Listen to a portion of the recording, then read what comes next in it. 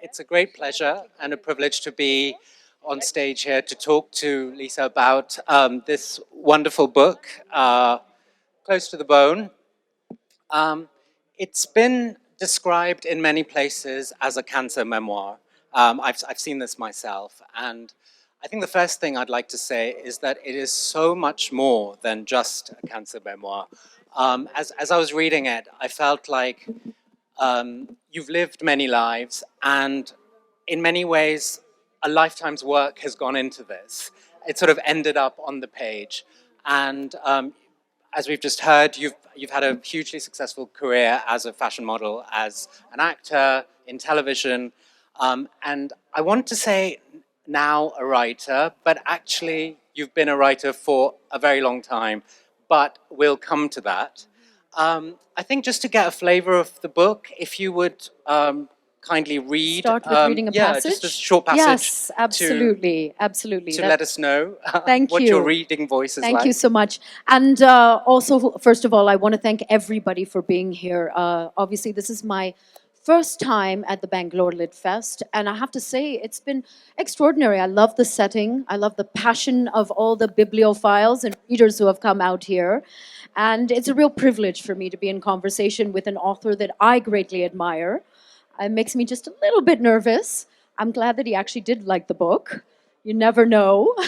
And thank you, everyone, for being here. So I'll start with, as Mahesh said, giving you maybe a little bit of a flavor of the storytelling style in Close to the Bone. I was still trying to make sense of my celebrity status in those first few weeks. Whenever I saw my name or photograph on a magazine cover or newspaper, I'd get a little electric thrill, thinking, that's me. But at the same time, the Indian media spotlight rendered the Lisa Ray I read about unrecognizable. At least I didn't recognize her. Lisa, lithe and lethal, hot, gorgeous Lisa's curves shrieked the headlines. In popular culture at the time, you fell into one of two female archetypes, the vampy seductress or the virginal heroine. I saw myself being described as a haughty diva who seemed to lead an impossibly glamorous and vapid life, getting mobbed at events and allegedly having multiple affairs. And then there was the other me, a protagonist in my own Fellini film, desirous of exploring and figuring it out as I went along.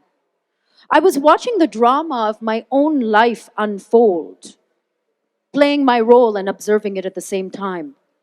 When I was roaming the streets, usually people didn't recognize me, mainly because famous personalities in India didn't walk alone or on the road, but also, scrubbed free of war paint, I looked nothing like the girl in the magazines or the vixen whose images were plastered on hostel walls and in the windows of small-town beauty salons.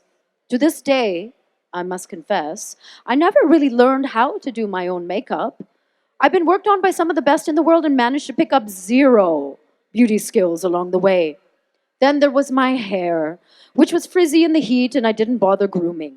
Left to my own devices, I was a slob wearing worn t-shirts and shapeless sweatpants or casual chicken curry kurtas. Part of me had no interest in fashion. I love beautiful clothes, but more to admire than to wear. And I was also, as ever, using my body to express my defiance.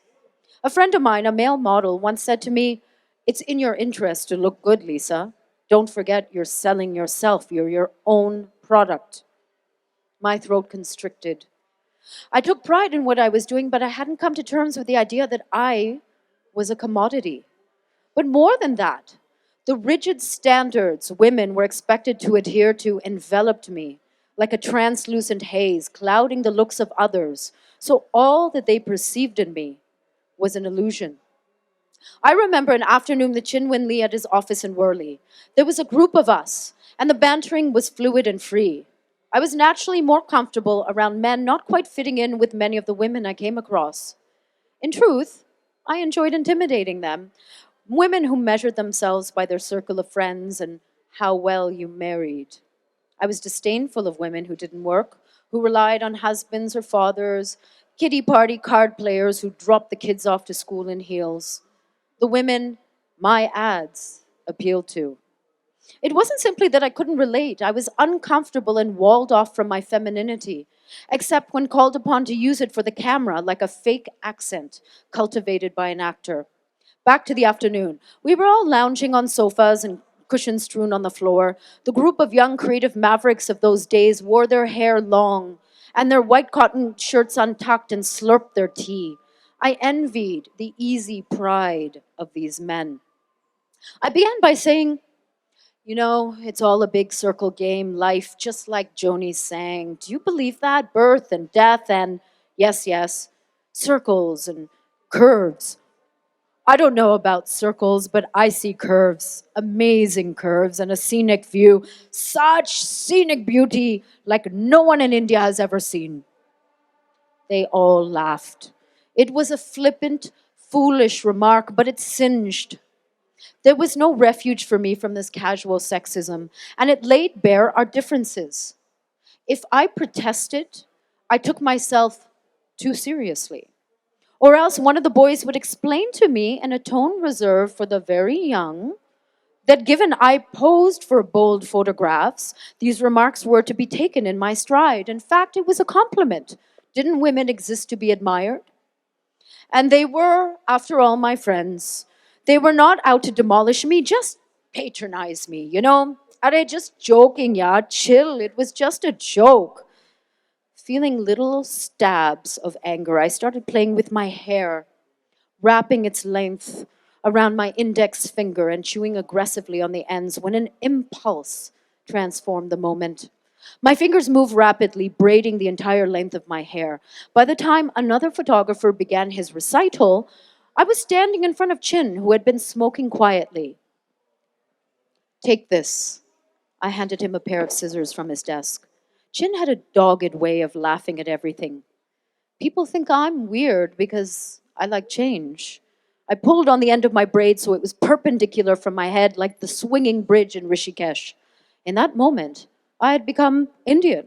How else would I be able to execute this gesture with the perfect dramatic flourish? Cut it off. I saw something congeal in Chin's face. Not exactly concern, but an understanding that there were slippery layers of meaning in me and what I was asking. Conversation had paused in the room. Without saying it, everyone understood what cutting my hair would mean. My identity was built on fantasy. The men in this room did not want to confront the messy reality of their objects of desire. You will look like a garbage person, one of the boys mimicked in the voice of a disapproving auntie. Yes, but I would not be complicit in my dehumanization. Cut it, I told Chin, and he did.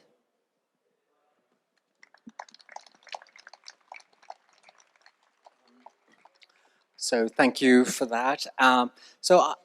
I'd like to take you back to your childhood, at the risk of sounding like your therapist. Yeah. But you know, lit fests have all sorts of useful functions. Yes. When I was reading your book, the early sections, I was gobsmacked, utterly gobsmacked, because I kept looking back to see if we'd skipped ahead in time. Because you start off with a section about how, at the age of 15, I think it was, you go off on your own to Croatia from Canada in pursuit of a boy. And you've packed your bags and you suddenly end up in Croatia, staying for weeks with people you didn't really know. And then shortly after that, you're on holiday in Bombay and you're suddenly going from party to party. You've somehow infiltrated the glamorous world of fashion and media, and you're barely 16. So I think the first thing I want to ask you is, was this just a much more innocent time where a young girl of that age could do these things? That's a great question. And it's something maybe I myself reflected upon when I was writing the book. But you know, to be honest, I realized that I probably have to take a step back and go a little bit further back in time to find the origin of this incredible restlessness. Some people might read it as recklessness. I actually read it as it's slightly impulsive behavior, granted, to be throwing myself without any thought of consequences around the world, as I've been doing for 30 long years now, essentially. And I do want to add that perhaps there's this inner philosophy that I have, that I've internalized, which is I do genuinely believe that life is for me, not against me. So there's this kind of delirious optimism running through my veins.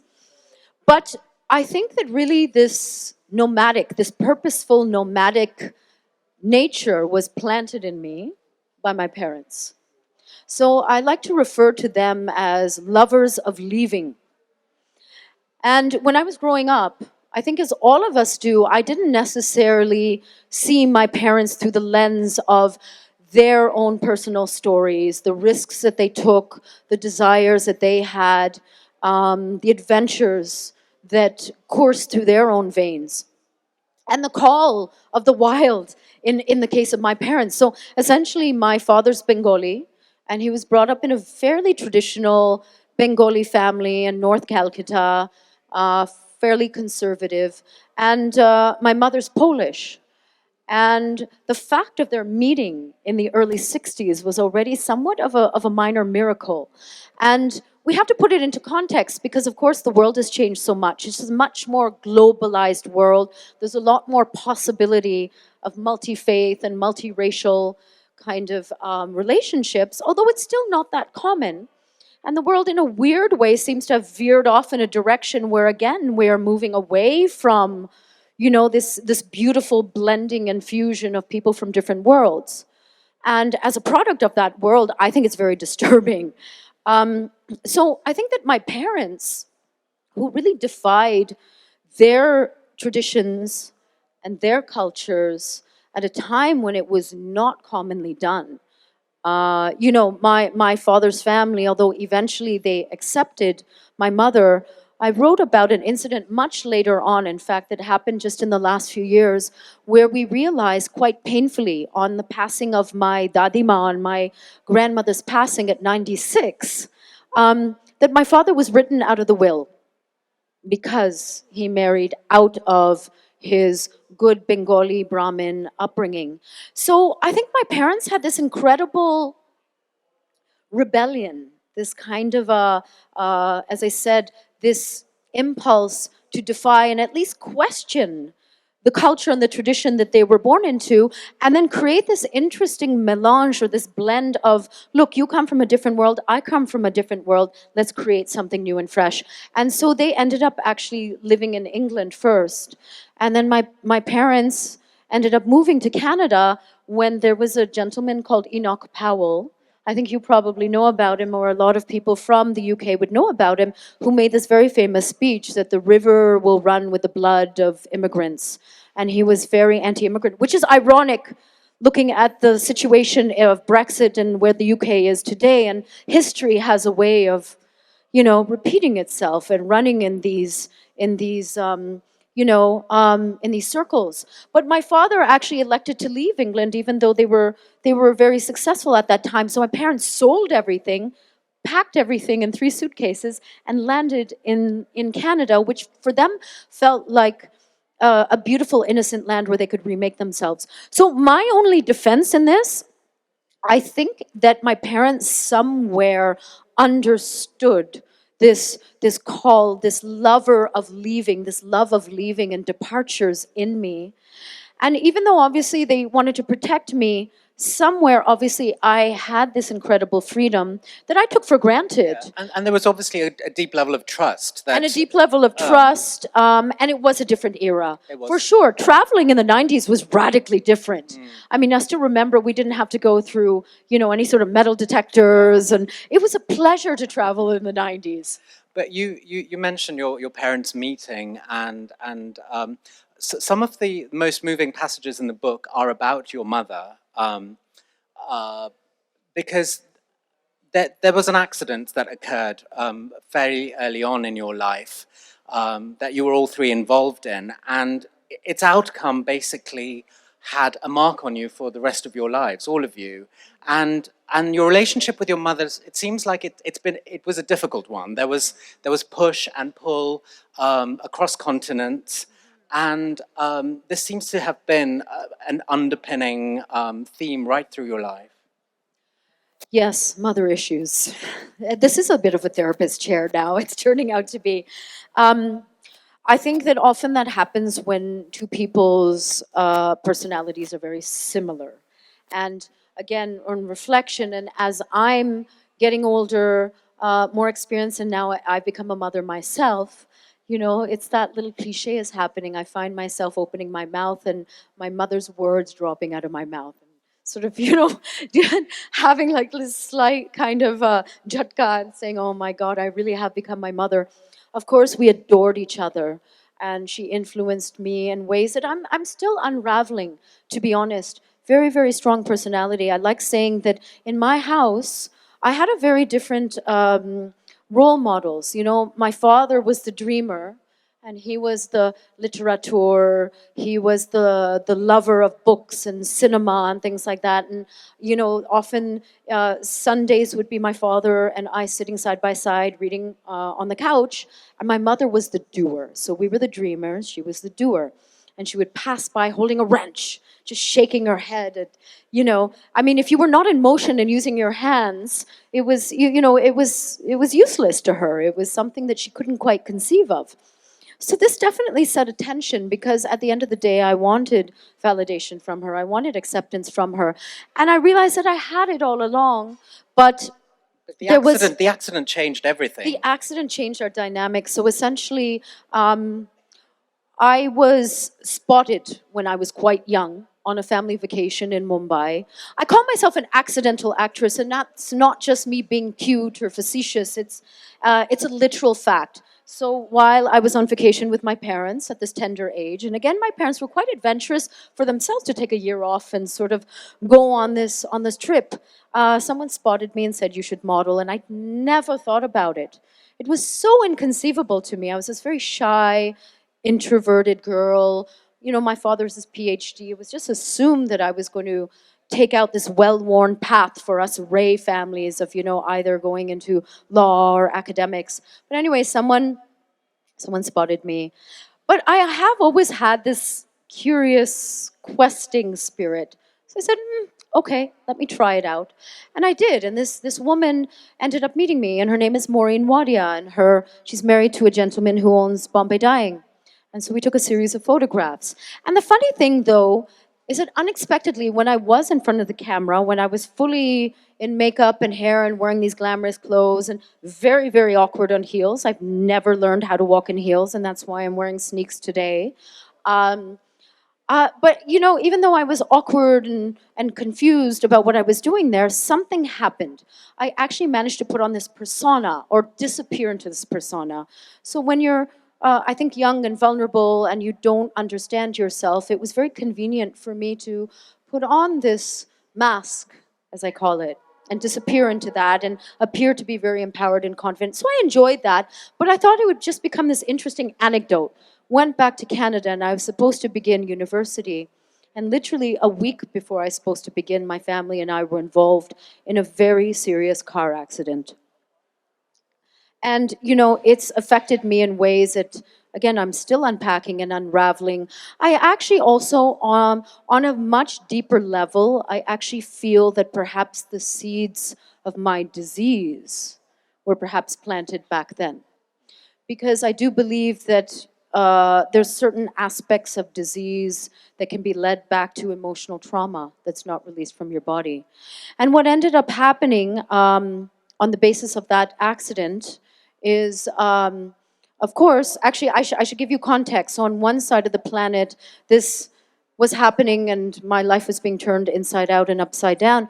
Simultaneously, on the other side of the world, my images were released on the cover of this magazine called Glad Rags. And I was sporting this blood red swimsuit, and I became this overnight sensation. And it's actually hard to put that into context with the India that we're living in today, but it was 1991. the big economic opening was just starting, and in fact, I sort of grew with it in parallel, and India just had not seen that kind of image. And I sometimes feel that for me, my fame was built on a certain time and a certain opportunity and circumstances where India was opening to the possibility of perhaps more globalized, more international images, and yet there was still something innately Indian about me. So I had become an international sensation, but on the other side of the planet. Now, here's my question. How would you know that you were famous on the other side of the world in 1991 unless somebody called you? There was no internet, there was no texting, there was no WhatsApp. I had no clue until we started getting phone calls in the middle of the night at 2 and 3 in the morning. And believe me, when somebody that you love is in ICU and the phone rings in the middle of the night, it can only mean bad news. And I still remember jumping up and my heart was in my mouth. And there was just me and my father. I'm an only child. And running down to the kitchen because there was the rotary phone attached. I still remember this beige phone attached to the wall in the kitchen, and picking it up and bracing myself for terrible news. And I would hear all of this, and it was India in the background, all the streets and the noise and the chaos. And this voice would come on and they would say, "Hello, I'm looking for Lisa Ray." And I would sort of like take this literally, like hold the receiver out and then put it back to my ear. And I would say, "Yes." I'd say, "We are looking for the Lisa Ray. We want to offer her a movie or a film." And it would literally be, I'm calling from fill in the blank for any of these sort of famous directors or producers from the 90s. And it was this extremely surreal situation where I was being offered fame, money, opportunity at the same time as I was going through this incredible trauma. So I think that in a sense, that has set me up to be this very questing, on this quest to understand what does lasting happiness mean. Because I was offered on a platter overnight all of these things that we define success by society, money, fame, opportunity, etc., etc. And believe me, simultaneously with that I was going through the dark night of the soul and going through the deepest, darkest trauma of my life. And this has probably stayed with you in many ways, as you say, over the course of your career. But you mentioned being an overnight sensation in your red bathing suit across billboards. People are looking at you. And I sense from the book that you have this very complicated relationship with being objectified. And this is actually a quote from the book. You say in it, when you become famous at the age of 16, you become trapped by a version of yourself, in my case, a receptacle for men's desires. So, looking back now, you've done all these things. I mean, how have you squared that? That this was basically what you were there for. You were put on billboards to be desirable, and that's it, kind of thing. But there were many more aspirations that you had, and so now looking back at your career, how do you see that? Well, it's interesting because I never aspired to be, a part of the entertainment industry, and I entered it at a time when it was still it was in its infancy. So it was a fascinating time to go through it. But I've always had perhaps, again, a slightly left or right of mainstream kind of point of view of the purpose of life. And I always felt that my life purpose was not necessarily tied up with what I did or how I made a living.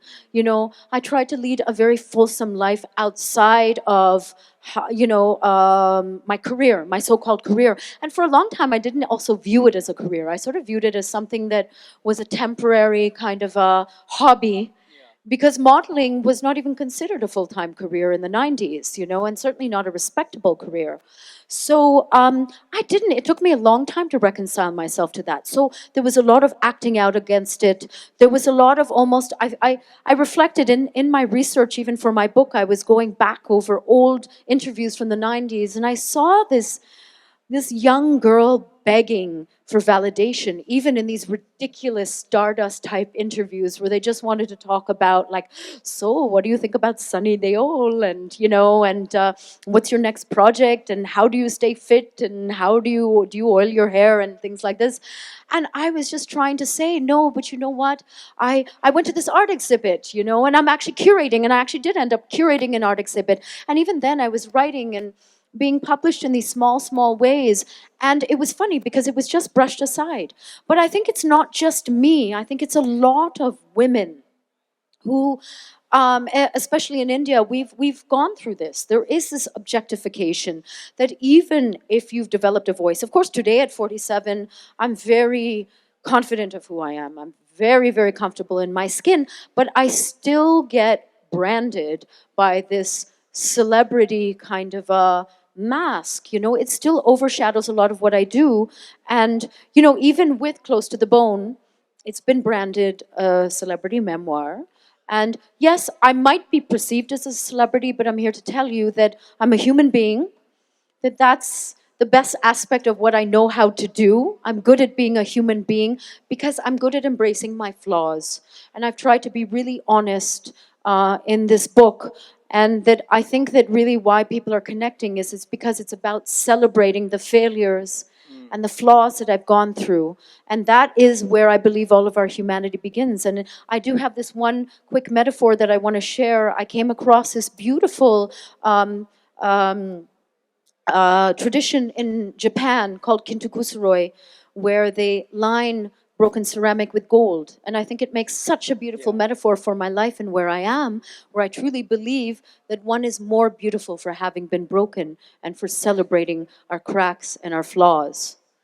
I'm also conscious that we're sort of reaching the end of our No, time. I feel we could go on and We on. could I'm go on, sorry. I but- told you. I warned you. I'm a bit of a rambler. But I think we should slightly fast forward because we've talked about your early career and Yes. stuff, and people do see this as a cancer memoir. So I do think we should talk about certainly that aspect for just a short while. Of course. And one of the things I was struck by when you talk about being diagnosed and learning that you had this very rare and often fatal form of cancer, was that you write that after the initial shock, what you felt was relief.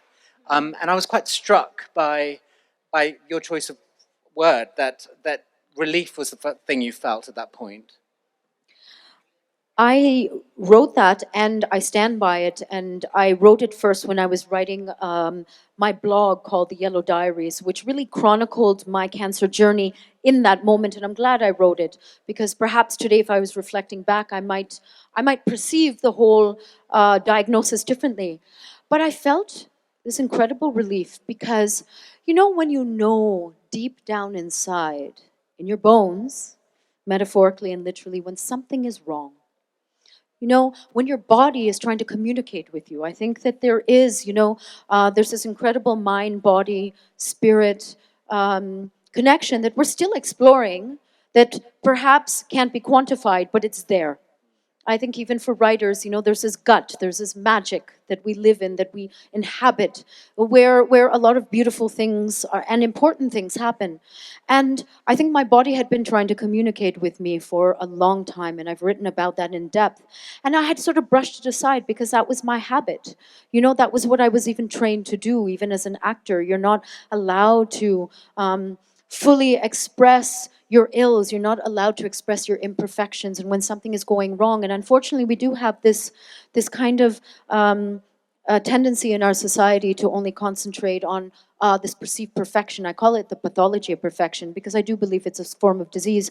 But I had been sort of in denial for so long that finally, and I knew that there were certain changes that I had to execute in my life. And I had been moving in that direction for sure because I had been doing a lot of meditation retreats. I had been working on myself. There's a lot of personal development and things like that. But I still hadn't taken that big step of really implementing those big lifestyle changes.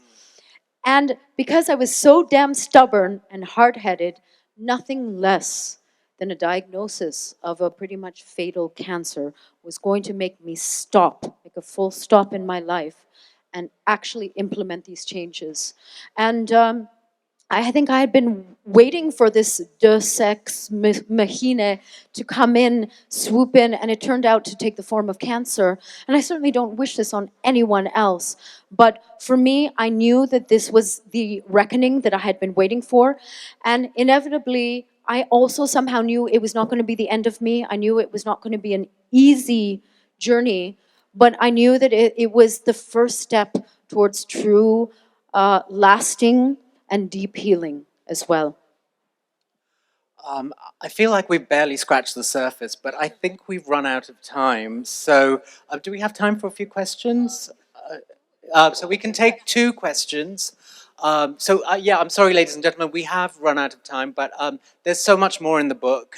There's so many more lives that are fully covered, the lives that you've lived in the book. Thank you for your questions, actually. No, I'm deeply appreciative because they really do mine beyond the obvious, Thank which you. I appreciate. Thank you. So if someone has a question in the audience, yes, sir. Lisa, you have had a fantastic career. TV actor, movie actor. I'm so sorry. I'm so sorry. Lisa, Yes. you have had a fantastic career. TV, movie actor, fashion model, an author right now. Now, when you had this dreadful disease, which of these roles, got affected most? You felt got affected most? Oh, that's an interesting question. In a strange way, I think because I chose to share my diagnosis publicly, and I've written about that in detail, my thought process behind that, and why I chose to announce my diagnosis when I was 40 pounds overweight, bloated on steroids, on the red carpet of the Toronto International Film Festival. In a strange way, that freed me of what I discussed is the pathology of perfection and this this deep self-consciousness, this insecurity that I felt, even though from the outside I was perceived successful, I was perceived to be, I guess, I mean, I want to address it. I think that, again, most people, most so-called celebrities are perceived to be successful just because, you see great pictures and we smile and you see them photographed on the red carpet. And that had made me hide a lot of the pain I was going through. I suffered through an eating disorder at the height of my career. So even though I was perceived to be successful, but thank you for saying that. I was going through, I was always living a double life. And so, in a weird way, being able to announce my diagnosis publicly actually healed that rift, that split screen that I was living in, where there was the public persona and then there was the private pain. There's someone who says we have a public life, we have a private life, and we have a secret life. And in a moment, I was actually able to bring them all together. They all collided, and in a very harmonious way. And it was a very frightening thing for me to do because, particularly in India, we're encouraged to hide these things. And I do keep trying to address this.